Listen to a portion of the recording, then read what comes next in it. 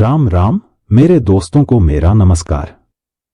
पहले तो मैं आप सबको हृदय से धन्यवाद कहना चाहता हूं, क्योंकि यह आपका ही सपोर्ट है जिस कारण से मैं इतने दिनों के बाद भी आपके सामने यह वीडियो ला पा रहा हूं। आज हमेशा की तरह मैं वेंडिगो की कुछ ऐसी सच्ची कहानी लेकर आया हूं जो आपने कहीं पर नहीं सुनी होगी। कहानियां थोड़ी पेचीदा है, इसीलिए जरा ध्यान से सुने। तो चलिए कहानी पर।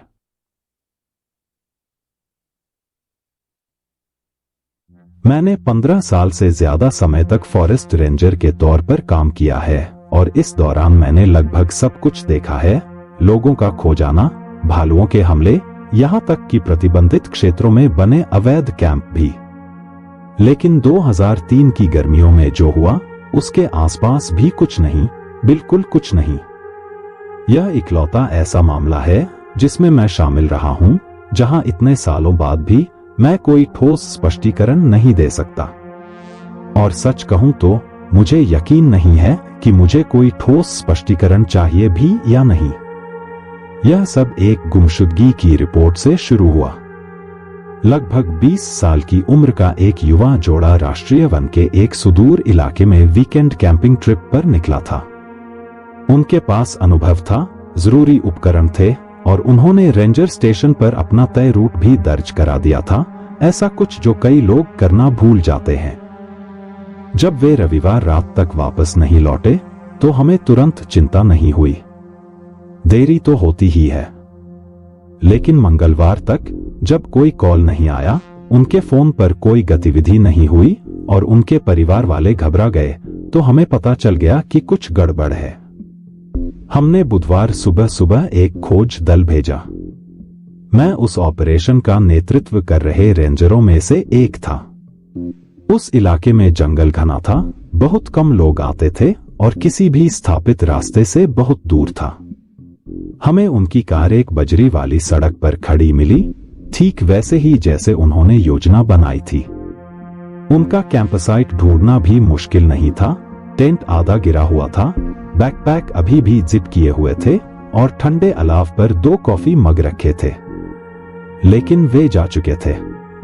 पहले तो हमें लगा कि किसी जानवर से मुठभेड़ हो गई है, शायद किसी भालू से। लेकिन किसी संघर्ष के निशान नहीं थे, न फटे कपड़े, न खून, न ही घसीटे जाने के निशान। ऐसा लग रहा था जैसे वे बस जंगल में चले गए हों और कभी वापस न आए हों। हालांकि सबसे अजीब चीज वहां का सन्नाटा था।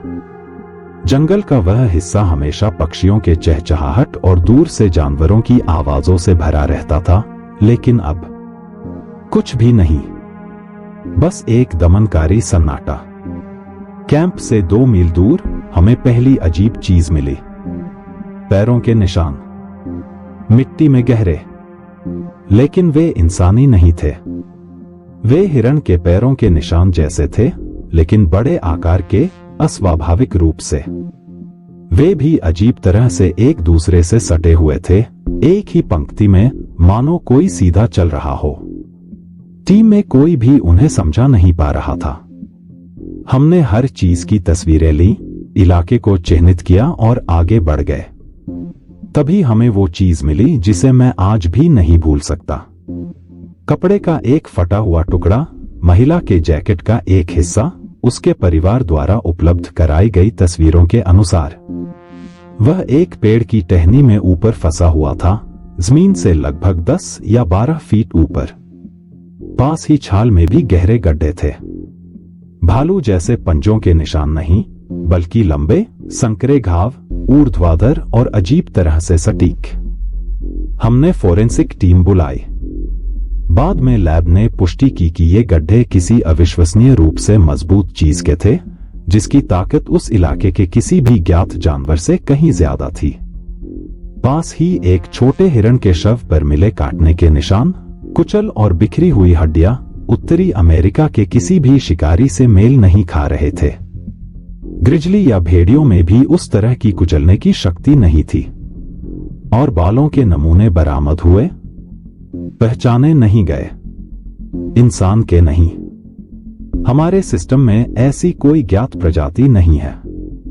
तभी मैंने सवाल पूछना शुरू किया, पुराने रिकॉर्ड खंगालने शुरू किए और उन स्थानीय लोगों से बात की जो जिंदगी भर जंगल के पास रहे थे।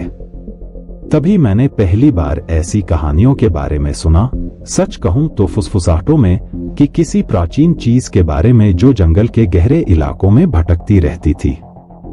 वे इसे वेंडिगो कहते थे। ज्यादातर लोग इसे स्थानीय किंवदंती या कैंपफायर का डर मानकर टाल देते थे, लेकिन कुछ लोग ज्यादा गंभीरता से बात करते थे। वे हिरण जैसे चेहरे वाले एक लंबे कंकालनुमा जीव का वर्णन करते थे जो 2 पैरों पर चलता था, इंसानों की आवाज की नकल करता था और लोगों को जंगल में खींच लाता था। और अचानक चीजें आपस में जुड़ने लगीं।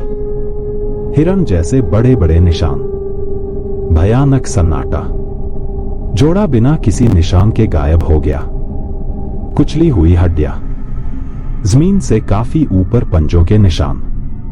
इनमें से किसी का भी कोई तार्किक स्पष्टीकरण नहीं था, लेकिन ये सब पुरानी कहानियों से मेल खाते थे।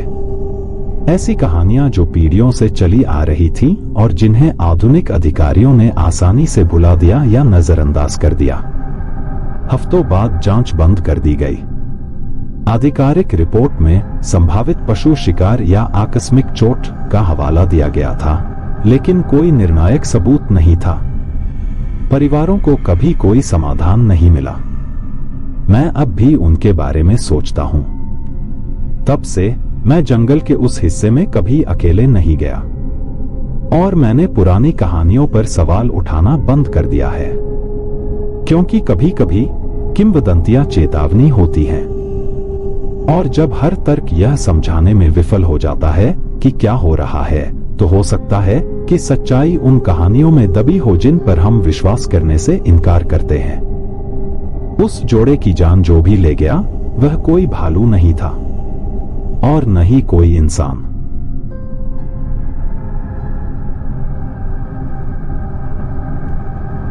मैं जिंदगी भर अल्बर्टा में रहा हूं। मैं जंगलों को शहर की सड़कों से ज्यादा जानता हूं। उस रात मैं ग्रांडे कैश के पास अपने चचेरे भाई के केबिन से घर जाने के लिए एक छोटा रास्ता ले रहा था, एक पुराना लकड़ी काटने वाला रास्ता जिससे गाड़ी चलाने में लगभग 1 घंटा कम लग रहा था। मैं उस रास्ते से दर्जनों बार गुजरा हूं, हमेशा शांत, हमेशा शांत। लेकिन वह रात अलग थी। रात के 9 बजने के कुछ ही घंटे बाद थे। सूरज ढल चुका था और जंगल काले नीले रंग की उस गहरी छाया में था जहां आपकी हाई बीम भी पेड़ों में दब जाती थी। मेरा जर्मन शेफर्ड बूजो मेरे साथ बैठा था। वह हमेशा लंबी ड्राइव पर मेरे साथ आता है, वफादार, होशियार और रक्षा करने वाला। उसने मुझे कभी निराश नहीं किया जब तक टायर फट नहीं गया। मैंने पॉप की आवाज सुनी, तेज और अचानक। कार हल्के से झटके से बजरी वाली सड़क पर जा गिरी। आगे का दाहिना टायर पूरी तरह से पंक्चर हो गया था। बेशक सिग्नल नहीं था, बिल्कुल बीच में। मैंने मन ही मन कोसा, ग्लव बॉक्स से टॉर्च उठाई और उसे बदलने के लिए बाहर निकला। बूजो भी बाहर कूद पड़ा, हमेशा की तरह इधर उधर सूंघते हुए। चारों तरफ सन्नाटा था, न हवा, न कीड़े, न झींगुर। बस मेरे जूतों की चरमराहट और घास में बूजों के चलने की कभी कभार सरसराहट। फिर वह रुक गया, बीच में ही सूंघ लिया। सिर ऊपर उठा, कान सीधे खड़े हो गए। उसने हमारे बाईं ओर जंगल में देखा। जंगल के उस तरफ एक खड़ी ढलान थी, चीड़ के पेड़ों और झाड़ियों से घना। कुछ भी दिखाई नहीं दे रहा था, कुछ भी सुनाई नहीं दे रहा था। लेकिन बूजो गुर्राया, पहले धीमी, फिर तेज, और अचानक वह भौंकने लगा। भयंकर, तीखी, चेतावनी भरी भौंक। उसकी पूंछ अकड़ गई, उसका शरीर पूरी तरह सतर्क। वह आगे की ओर झपटा, फिर रुक गया, मानो किसी अदृश्य चीज ने उसे रोक रखा हो। तब मैंने इसे महसूस किया। गलती, हवा में भार, मानो देखा जा रहा हो, नहीं शिकार किया जा रहा हो। मेरे रोंगटे खड़े हो गए, मेरी सांसें उखड़ गईं। मैंने उसे 2 बार पुकारा, वह एक ही जगह भौंकना बंद नहीं कर रहा था। मैंने जल्दी से स्पेयर टायर के आखिरी बोल्ट लगाए, औजारों को वापस डिक्की में ठूंस दिया और खुद को और बूजो को कार में लगभग फेंक दिया। मैंने हर दरवाजा बंद कर दिया। फिर मैंने उसे देखा। पहले तो वह किसी पेड़ की परछाई जैसा लग रहा था, लेकिन वह हिल रहा था, धीरे धीरे, जानबूझकर। जंगल में लगभग 40 या 50 फीट अंदर मैंने देखा कुछ। वह सीधा खड़ा था, लंबा, अस्वाभाविक रूप से लंबा, शायद 8 फीट, शायद उससे भी ज्यादा। उसका शरीर पतला, लंबा, लगभग कंकाल जैसा था। लेकिन चेहरा सबसे खराब हिस्सा था। वह हिरण की खोपड़ी जैसा लग रहा था। हिरण का सिर नहीं, एक खोपड़ी, पीली नंगी हड्डी जिसके खोखले काले गड्ढे थे, सींग जो टूटी हुई शाखाओं की तरह ऊपर की ओर मुड़े हुए थे। लेकिन वह एक आदमी की तरह हिल रहा था, मुझे देख रहा था। मैंने सांस नहीं ली, बूजो ने भी नहीं। उसने भौंकना बंद कर दिया था, लेकिन वह अभी भी गुर्रा रहा था, उसकी छाती में गहरी गड़गड़ाहट। वह जीव पास नहीं आया, बस वहीं खड़ा रहा, मानो नाप रहा हो। फिर जितनी जल्दी मैंने उसे देखा था, वह मुड़ा और बिना किसी आहट के पेड़ों में वापस गायब हो गया, चला गया। मैंने इंतजार नहीं किया। मैंने गैस दबा दी, टायर बजरी से टकरा रहे थे और हम वहां से भागे। मुझे बस यही याद है, अगर बूजो भौंकता नहीं, अगर मैंने ऊपर नहीं देखा होता, अगर मैं थोड़ी देर और रुका होता, तो वह चीज मेरे ठीक ऊपर होती। मैं कांपता हुआ घर पहुंचा। मुझे उस रात नींद नहीं आई। उसके बाद 1 हफ्ते तक ठीक से नींद नहीं आई। कुछ दिन बाद मैं दिन के उजाले में वापस गया, कुछ उत्सुकता से, कुछ अविश्वास से। वह जगह बिल्कुल वैसी ही थी जैसी मुझे याद थी, बस एक चीज को छोड़कर, पंजों के निशान। 4 पास के एक पेड़ की छाल में गहरे, लगभग 7 फीट ऊंचे। मैंने फिर कभी वह शॉर्टकट नहीं लिया, और अब जब भी बूजो जंगल में गुर्राता है, मैं सुनता हूं।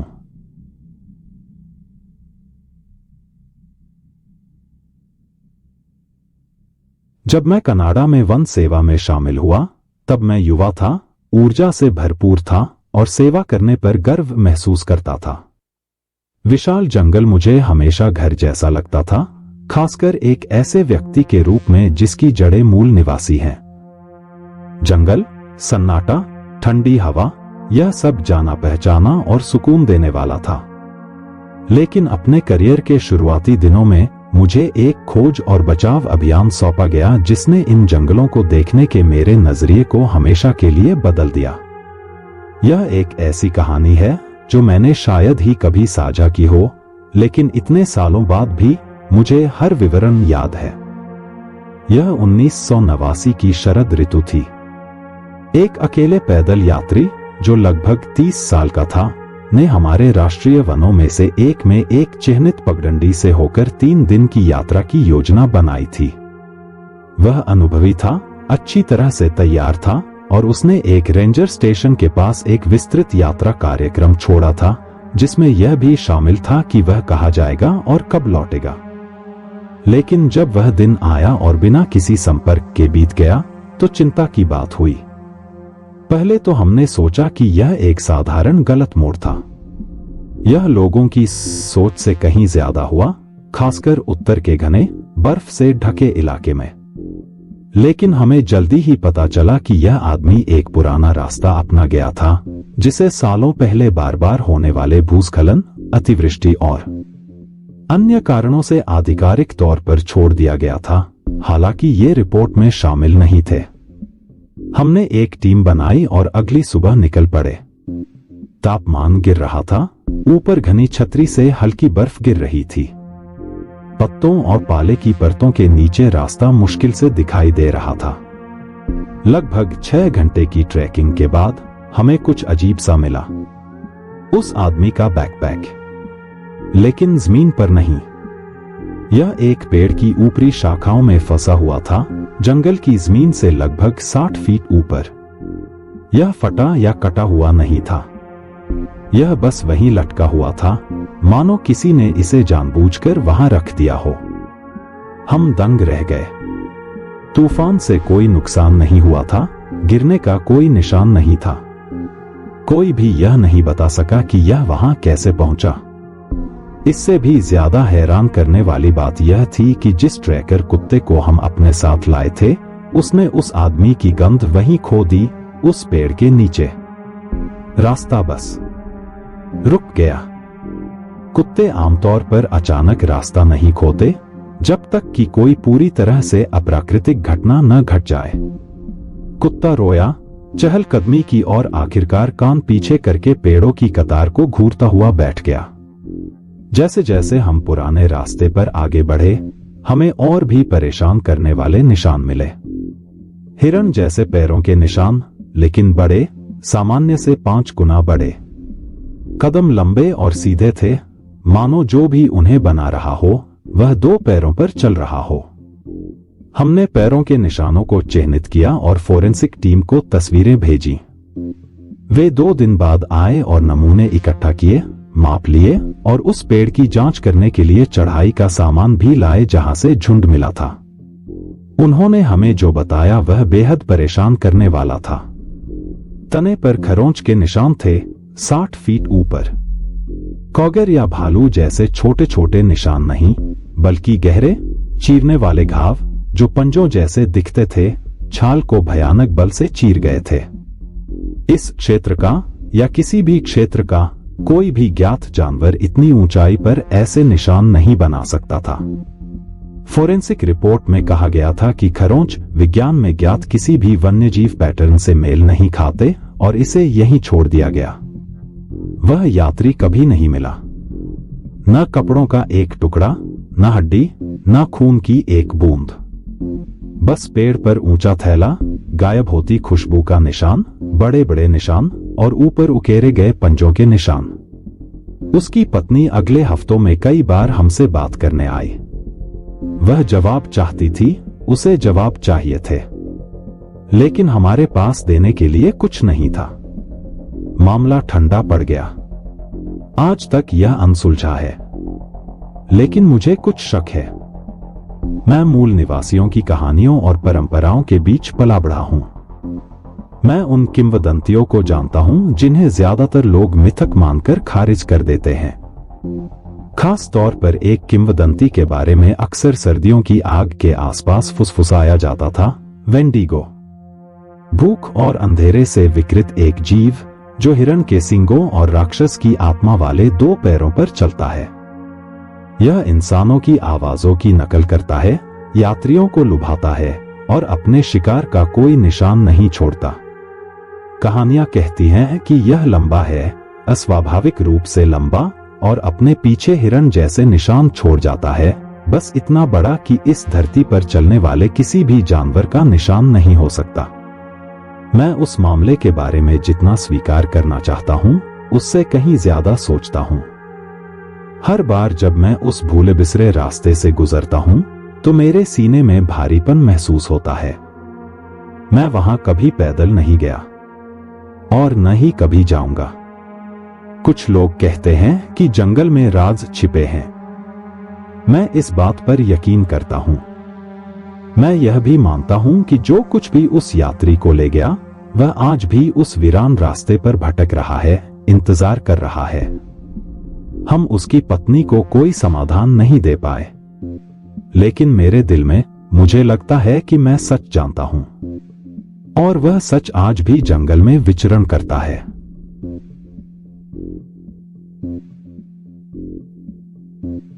मैं आपको अपना नाम नहीं बताऊंगा, या यह कहा हुआ यह भी नहीं। मैं अब भी वर्दी पहनता हूं, लेकिन बस थोड़ी सी। इस कहानी के बाद शायद मैं न भी कहूं। लेकिन मुझे यह बात अपने दिल से निकाल देनी है, क्योंकि हमारे जंगलों में कुछ हो रहा है और लोगों को यह समझना होगा कि ये कहानियां, ये किंवदंतियां कुछ तो सच है। मैं 1 दशक से भी ज्यादा समय से अमेरिका में रेंजर हूं। इस दौरान मैंने जानवरों के हमले, खोए हुए हाइकर्स, यहां तक कि पेड़ों में छिपी 1-2 मेथ लैब भी देखी हैं। लेकिन लगभग 4 साल पहले जो कुछ शुरू हुआ, उसके लिए मैं पहले से तैयार नहीं था। यह किसी भी दूसरे गुमशुदा व्यक्ति के मामले की तरह शुरू हुआ, एक अकेला बैकपैकर जो वापस नहीं लौटा। वह अनुभवी था, अच्छी तरह से तैयार था और उसने अपना रास्ता ठीक से दर्ज कर लिया था। हमने 24 घंटे के अंदर एक खोज और बचाव दल भेजा। 1 हफ्ते बाद उसका सामान मिला, बिल्कुल सही सलामत, बैकपैक जिप से बंधा हुआ, तंबू खुला हुआ, खाना भी अछूता। लेकिन उसका कोई पता नहीं। कुछ ही देर बाद एक और मामला, फिर एक और। 1 साल के दौरान 5 लोग गायब हो गए, सब जंगल के अंदर एक ही इलाके से। कोई संघर्ष का निशान नहीं, कोई जानवर के पैरों के निशान नहीं, बस गायब। पहले तो हमने मान लिया कि जो होना था वो जाहिर है, जंगली जानवरों का हमला या कोई आपराधिक गतिविधि। वह इलाका इतना दूर था कि किसी के लापता होने या किसी अनहोनी का पता न चलने जैसी कोई बात नहीं थी। हमें तो यह भी शक था कि ड्रग माफिया इस दूरदराज इलाके का इस्तेमाल तस्करी के रास्ते के रूप में कर रहे हैं, लेकिन कुछ समझ नहीं आ रहा था। मैंने खुद रिपोर्ट्स को देखना शुरू किया। मुझे कुछ परेशान करने वाले पैटर्न नजर आए। हर मामले में अजीब समानताएं थीं, बीच वाक्य में ही रेडियो कॉल कट जाना, कुत्ते एक खास बिंदु के बाद किसी भी गंध का पता लगाने से इनकार कर रहे थे, जंगल के ऐसे इलाके जो अचानक गलत लगने लगे, बहुत शांत, बहुत स्थिर। फिर फोरेंसिक टीम को कुछ ऐसा मिला जिसकी वे व्याख्या नहीं कर सके। एक मामले में उन्हें जमीन से लगभग 12 फीट ऊपर एक पेड़ पर पंजों के निशान जैसे दिख रहे थे। भालू के निशान नहीं, ये गहरे, लंबे और इस तरह से लंबवत स्थित थे कि लगता था कि किसी ने छाल पर लंबे पंजे घसीटे होंगे। एक अन्य मामले में एक पीड़ित की जैकेट एक चीड़ के पेड़ की शाखाओं में फंसी हुई मिली, 60 फीट ऊपर। उस पर कोई निशान नहीं थे, कोई खून नहीं, और यह वहां कैसे पहुंचा, इसका कोई स्पष्टीकरण नहीं। लेकिन असली मोड़ तब आया जब एक ड्रोन ने कुछ अजीब चीज देखी, एक लंबी, मानव जैसी आकृति जिसके सींग जैसे उभार थे, पेड़ों की कतार पर स्थिर खड़ी थी। फुटेज कुछ सेकंड तक ही रही और फिर स्थिर हो गई। ड्रोन घंटों बाद सही सलामत बरामद कर लिया गया, लेकिन आखिरी कुछ मिनटों का डेटा मिटा दिया गया। वह आखिरी दिन था जब हमें जंगल के उस हिस्से में जाने की अनुमति थी। 48 घंटों के भीतर उस इलाके को सील कर दिया गया। बिना नंबर वाली काली एसयूवी का एक काफिला आया, साथ में भारी हथियारों से लैस विशेष बल की एक टुकड़ी भी थी। उन्होंने हमें बताया कि वे एक संघीय वन्यजीव कार्यबल का हिस्सा हैं, लेकिन ये लोग निस्संदेह सैन्य थे। उन्होंने एक घेरा बनाया, भालू गतिविधि और पर्यावरणीय खतरों के बारे में संकेत लगाए और हमारे पास मौजूद हर एक फाइल, फोटो और नमूने को जब्त कर लिया। फिर उन्होंने हमें इसे भूल जाने को कहा। उन्होंने हमसे ऐसे एनडीए, गैरकानूनी समझौते पर दस्तखत करवाए जिनके गंभीर परिणाम होते हैं। हमें गुमशुदा लोगों के मामलों के बारे में बात न करने, सबूतों पर चर्चा न करने और शहरी किंवदंतियों के बारे में तो बिल्कुल भी न कहने को कहा गया। उन्होंने पर्यावरणीय अस्थिरता का हवाला देते हुए जंगल के उस पूरे हिस्से में जाने की अनुमति बंद कर दी। आज भी यह वर्जित है। दूसरे रेंजर अब इस बारे में बात नहीं करते। कुछ का तबादला दूसरे पार्कों में हो गया, कुछ ने तो नौकरी ही छोड़ दी, और मैं रुका रहा। लेकिन मैं चुप रहता हूं। आधिकारिक तौर पर गुमशुदा लोगों के उन सभी 5 मामले अभी भी अनसुलझे हैं। उनके परिवारों को दुर्घटनाओं या खो जाने के बारे में अस्पष्ट बयान दिए गए थे। लेकिन मैं बेहतर जानता हूं। मैंने पुरानी किंवदंतियां सुनी हैं। स्थानीय जनजातियों की फुसफुसाहटें, एक ऐसे जीव के बारे में जो आवाजों की नकल करता है, आपको रास्ते से भटका देता है, 2 पैरों पर चलता है लेकिन उसका चेहरा हिरण जैसा है। एक ऐसा नाम जिसका कभी जोर से उच्चारण नहीं किया गया, वेंडिगो। मैं इनमें से किसी पर भी कभी विश्वास नहीं करता था। अब मुझे इतना यकीन नहीं है। मैं बस इतना कह सकता हूं, अगर आप हाइकिंग पर हैं और आपको जंगल से कोई मदद के लिए पुकारता हुआ सुनाई दे और आपको यह ठीक न लगे तो मत जाइए। चिह्नित रास्तों पर ही चलें। प्रतिबंधित क्षेत्रों से दूर रहें। और अगर जंगल अचानक बहुत शांत लगे तो वहां से निकल जाइए, क्योंकि वहां कुछ तो है और जिम्मेदार लोग, उन्हें पता है, बस वे आपको बताएंगे नहीं।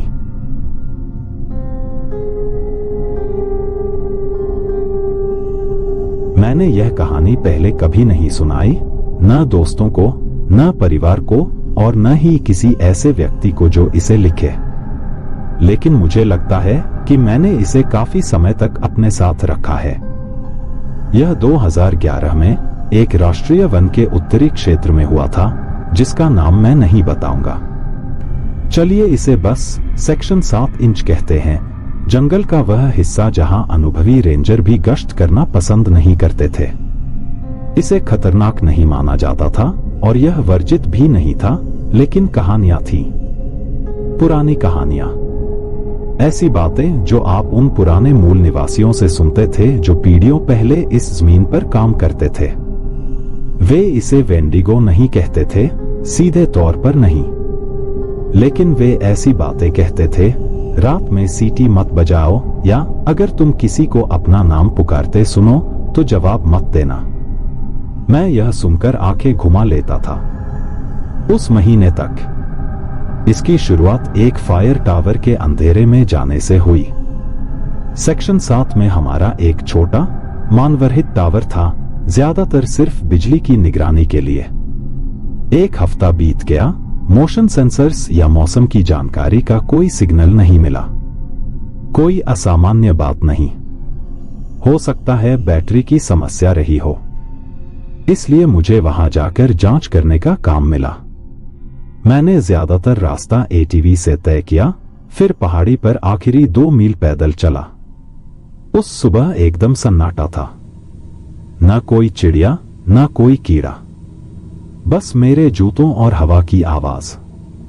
ऐसा सन्नाटा कि मानो पेड़ सुन रहे हों। जब मैं टावर पर पहुंचा तो मुझे तुरंत पता चल गया कि कुछ गड़बड़ है। दरवाजा पूरी तरह खुला हुआ था। स्टील का फ्रेम मुड़ा हुआ था, मानो किसी चीज ने उस पर इतनी जोर से मारा हो कि वह अंदर की ओर झुक गया हो। अंदर उपकरण बर्बाद हो गए थे। चोरी नहीं हुए थे, टूट गए थे। मॉनिटर टूट गए थे, बैकअप बैटरियां फटी हुई थी और बिखरी हुई थी। एक कुर्सी कोने में इतनी जोर से गिरी थी कि वह 2 टुकड़ों में टूट गई। पंजों के निशान थे भीतरी दीवारों पर और दरवाजे के फ्रेम पर गहरे आसमान गड्ढे। जिसने भी यह किया वह कोई इंसान नहीं था। मैंने रेडियो पर संपर्क किया और बेस से किसी को नुकसान का आकलन करने में मदद के लिए बुलाया। लगभग 1 घंटे बाद मैंने दूसरे रेंजर को पहाड़ी की तलहटी की ओर आते देखा। मैंने टावर से नीचे हाथ हिलाया और तभी मुझे आवाज सुनाई दी। कोई मेरा नाम पुकार रहा है। पहले तो मुझे लगा कि दूसरा रेंजर होगा। मैं मुड़ा, मुझे उम्मीद थी कि वह रास्ते के आधे रास्ते पर होगा, लेकिन आवाज टावर के पीछे से आई थी। वहां ऊपर कोई नहीं होना चाहिए था। मैं बाहर प्लेटफार्म पर गया और नीचे देखा। कुछ नहीं, बस चीड़ के पेड़ और परछाइयां। मैंने वापस पुकारा, कोई जवाब नहीं। फिर मैंने उसे फिर से सुना। इस बार आवाज बंद थी, जैसे कोई टेप थोड़ा धीरे चल रहा हो। फिर भी मेरा नाम अभी भी जाना पहचाना, लेकिन टेढ़ा मेढ़ा। मैं स्तब्ध रह गया और मुझे याद आया कि वे पुराने रेंजर क्या कहा करते थे। जवाब मत देना, सीटी मत बजाना, पीछे मत आना। मैंने इंतजार किया। दूसरा रेंजर आखिरकार ऊपर पहुंच गया और मैंने पूछा कि क्या उसने पहले मेरा नाम पुकारा था। उसने कहा, नहीं, मैंने हाथ हिलाया था, तब तक उसने मुझे देखा भी नहीं था। जब मैंने उसे बताया कि मैंने क्या सुना था, तो उसका चेहरा पीला पड़ गया। उसने ज्यादातर लोगों की तरह हंसा या मजाक नहीं किया। उसने बस कहा, हम ज्यादा देर नहीं रुकेंगे। जब हम रिपोर्ट के लिए टूटे हुए सामान इकट्ठा कर रहे थे, तो उसने एक ऐसी चीज की ओर इशारा किया जो मैंने नहीं देखी थी। पहाड़ी से लगभग 50 फीट नीचे पेड़ों के एक समूह के पास बर्फ पिघलने लगी थी और बड़े बड़े खुरों जैसे निशानों की एक श्रृंखला दिखाई दे रही थी। वे मूस के नहीं थे। वे बहुत लंबे थे, बहुत संकरे थे और वे एक ही कतार में थे, 2 फीट। निशान पेड़ों की कतार से सीधे टावर के आधार तक गए और फिर गायब हो गए। हमने तस्वीरें लीं, उस इलाके का झंडा लगाया और उसी शाम बेस पर लौट आए। अगली सुबह तक उस सबूत का हर निशान, तस्वीरें, सामान, सब कुछ हटा दिया गया था। गायब नहीं हुआ, ले लिया गया। भोर होने से पहले काली एसयूवी में 3 आदमी दिखाई दिए। उन्होंने कहा कि वे federal wildlife task force से हैं। उन्होंने कभी अपना पहचान पत्र नहीं दिखाया। उन्होंने हमसे पूछा कि हमने क्या देखा, कोई भौतिक सबूत मांगा और फिर हमें उसे भूल जाने को कहा। हमें आदेश दिया गया कि हम इसके बारे में फिर कभी बात न करें। हमारी रिपोर्ट उपकरणों की खराबी के नाम पर दबा दी गई। 1 हफ्ते बाद फायर टावर हटा दिया गया। अगले महीने सेक्शन 7 को अस्थिर भूभाग के कारण प्रतिबंधित घोषित कर दिया गया। मुझे नहीं पता कि वह चीज क्या थी। मैं उसे कोई नाम नहीं दूंगा। वेंडिगो, स्किनवॉकर, दानव, आप उसे जो भी नाम देना चाहें। मुझे बस इतना पता है कि वहां कुछ है और कुछ लोग जो मेरी तनख्वाह से कहीं ऊंचे हैं, इसके बारे में जानते भी हैं। वे बस यही उम्मीद कर रहे हैं कि आपको कभी पता न चले।